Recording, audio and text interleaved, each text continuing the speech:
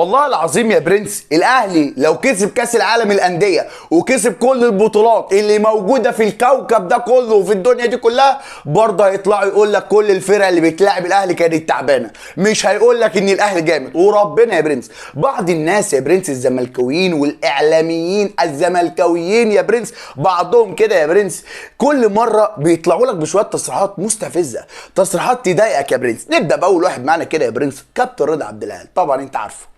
بص بقى، كابتن رضا عبد العال بيقول لك كولر ده لو خد 100 بطوله مع الاهلي، لو خد 100 بطوله مع الاهلي هيفضل مدرب مش عنده فكره، هيفضل مدرب مش عنده فكره.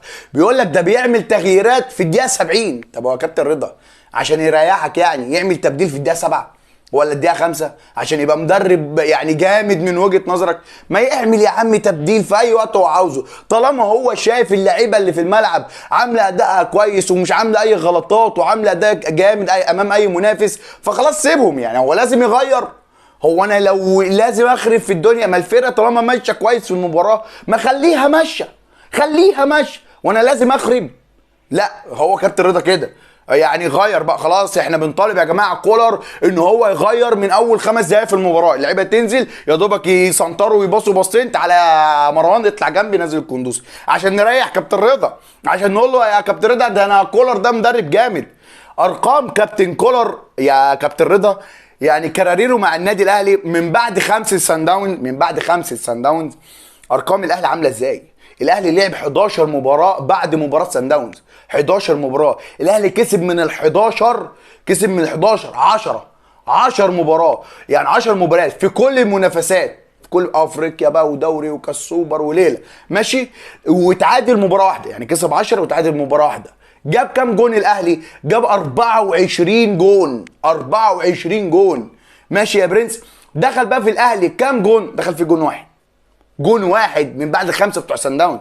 فده مدرب شغال، ده مدرب بصماته باينه، ده مدرب باين قوي. مش تقول لي تغييرات ومش تغييرات، الراجل باين، باين بصمته في الملعب وباين التكتيك وباين كل حاجه.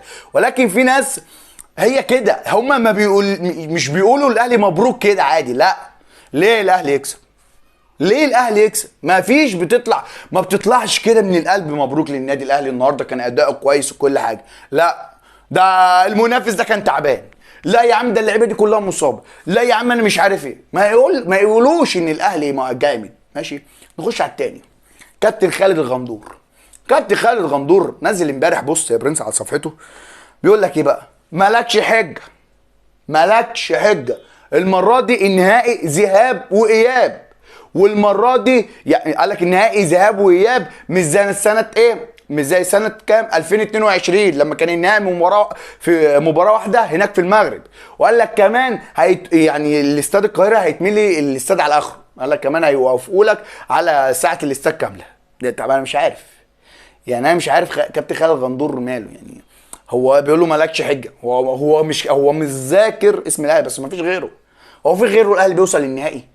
فانا مش عارف كابتن خالد الغندور يعني هيبطل لغايه امتى تخلي يعمل الكومنتات تخلي الناس تضحك؟ يعني انا مش عارف. وهي تيجي تبص برضو الكومنت يعني مش اللي هو ضحك، مش اللي هو ضحك. وبرضو لو كسبنا البطوله باذن الله، يعني باذن الله يا برنس، لو كسبنا البطوله يا برنس يقول لك ده الوداد تعبان، ده الوداد تعبان، فرقه تعبانه، الوداد تعبان. ده انتوا لو كنت لعبتوا سان داونز كانت هتوريكوا الكوره اللي على الحق. طب يا جدعان نعمل ايه؟ احنا نعمل ايه؟ يعني احنا نعمل ايه؟ هتقول لي يا عم انتوا صعدتوا من دوري المجموعات بتاع الكوره تطر الطاير والشغل ده. طب احنا مالنا برضه؟ ما بيحصل الحوار ده في اي دوري في العالم عادي. بس انا بعمل اللي عليا، انا كسبت الرجاء، كسبت الترجي، واصل بقالي 6 مباريات، 6 مباريات.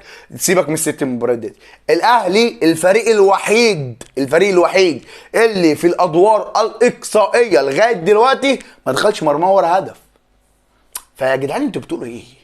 يا جدعان انتوا بتقولوا ايه؟ ده الاهلي، ده الاهلي. والنبي بص يعني يا ريت الناس دي تخف شويه عشان احنا خلاص تعبنا، تعبنا بجد.